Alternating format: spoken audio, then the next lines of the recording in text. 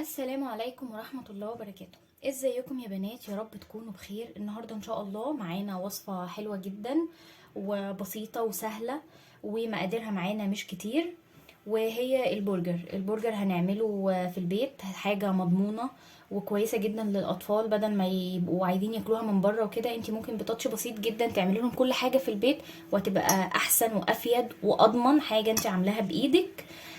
مضمونه. يعني دلوقتي كل حاجه ما بقتش مضمونه. فيلا مع بعض نقول مقادير البرجر. معانا نص كيلو من اللحمه، فيه نسبه دهن من 20 ل 25%. نسبه الدهن تكون بالنسبه دي علشان يبقى حلو وطري معاكي وما يكشش. ومعانا بيضه واحده بس، وملح وفلفل، وتوابل البرجر. توابل بتاعت سبايسي دي انا بجربها في كل حاجه، حلوه جدا جدا ونضيفه وبتديكي الطعم المطلوب. يعني طعمها ما بيجزعش معاكي كده. هو مفروض مكتوب على الكيس بتحطي على نص كيلو لحمه كيس، هي العلبه بيبقى فيها كيسين، بتحطي على نص كيلو اللحمه كيس. بس انا بحس ان هي كتير قوي ان انا احط كل التوابل دي. يعني الكيس اهو كل ده توابل، بحس ان هو كتير قوي ان انا احط كل التوابل دي في لحمه، يعني على نص كيلو لحمه. فبحط يعني تقريبا نصهم، يعني نص الكيس بحطه على نص كيلو لحمه. ومعايا اكياس تلاجة بقطعها بالشكل ده كده، بقطعها كده مربعات كده علشان هشكل بيها زي ما هوريكم دلوقتي. تعالوا مع بعض نحط المقادير على اللحمه.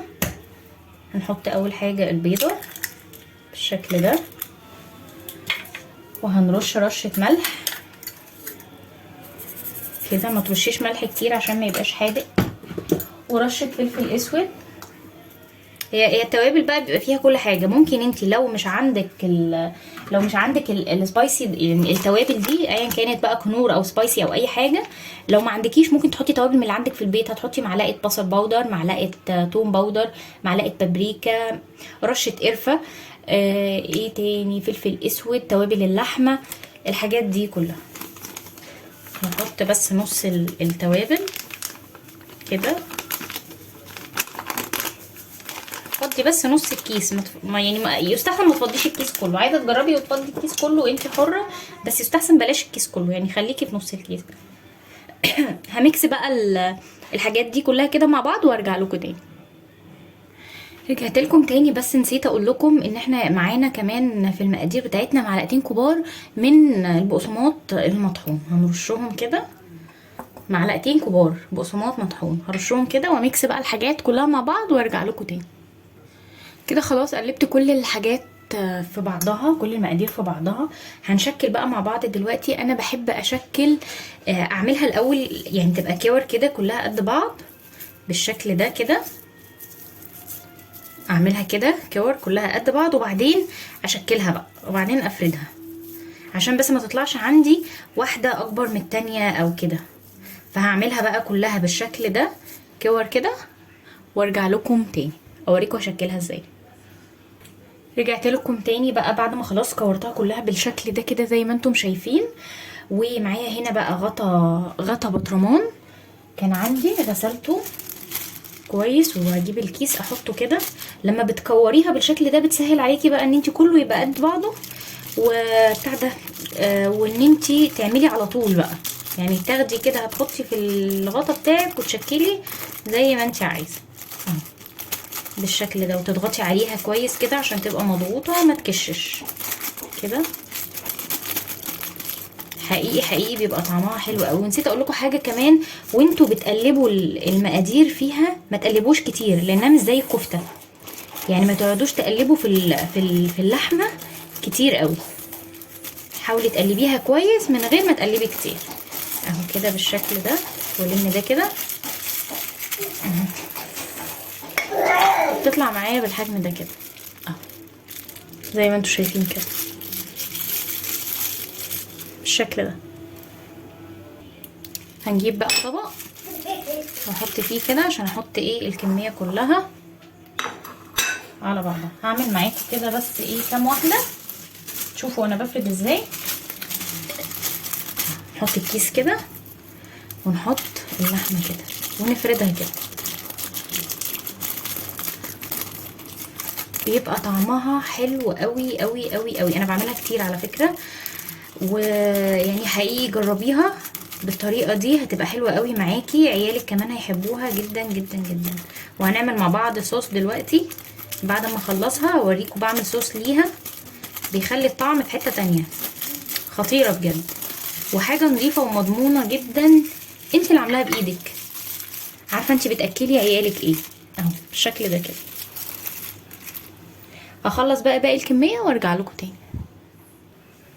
ورجعت لكم تاني بعد ما خلاص خلصت الكمية كلها، وزي ما انتوا شايفين كده اهو ما شاء الله، يعني نص كيلو لحمة عمل 18 وحدة برجر. يعني شوفي هتوفري قد ايه، بدل ما تشتريها من بره هتجيبي نص كيلو لحمة بس، هتعملي الكمية دي من البرجر وتحطيها بقى في الفريزر وتسحبي منها بقى وقت ما انت عايزة، بقى عشاء فطار غدا يعني براحتك.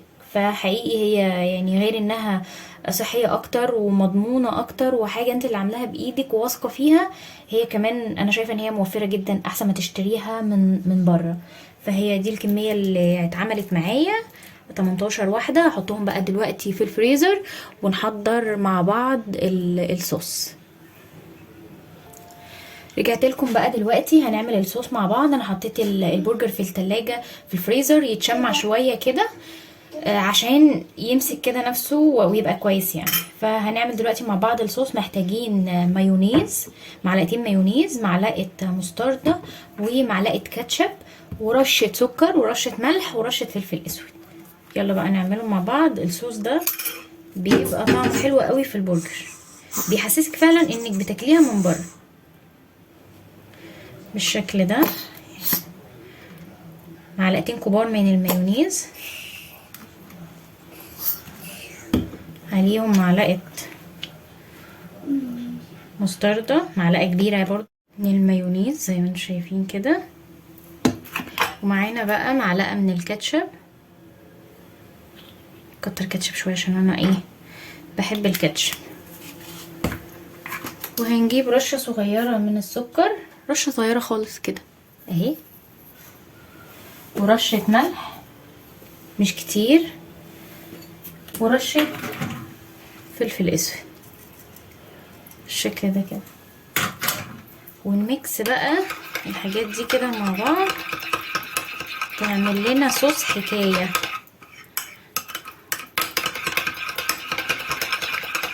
وحقيقي يعني بقى تدوقي احلى برجر كده. الصوص بتاعنا جاهز.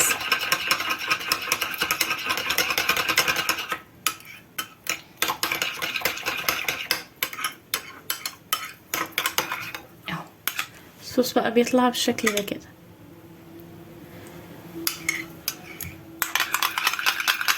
هحطه بقى في التلاجة وهنستنى ساعة كده ولا حاجة، واطلع البرجر من الفريزر واقول لكم هنعمل ايه تاني.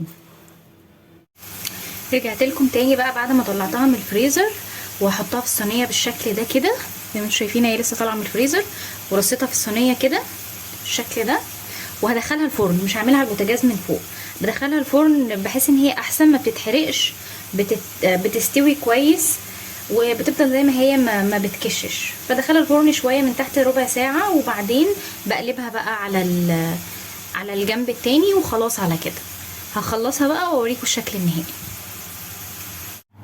ورجعت لكم تاني بعد ما خلاص طلعتها بقى من الفرن، وده شكلها بعد ما اتعملت اهو، حاجه كده حلوه وطريه جدا.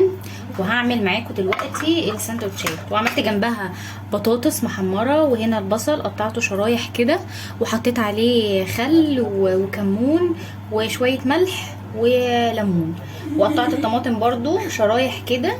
وده الصوص اللي احنا عملناه سوا. ومعايا هنا خس هحطه على الساندوتش. يلا نعمل ساندوتشات مع بعض.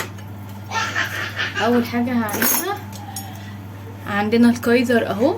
هنفتح الكايزر كده وناخد الصوص بالشكل ده ونعمله في الكايزر كده اهو بالشكل ده كده.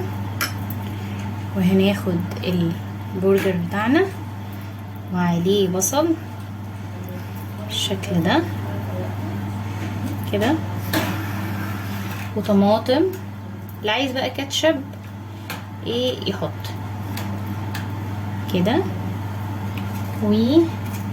معايا الخس بالشكل ده.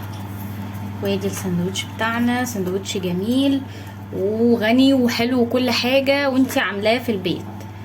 اتمنى بقى اكلتنا النهاردة تكون عجبتكم، وما تنسوش تعملوا لايك للفيديو ده وسبسكرايب للقناة. باي باي.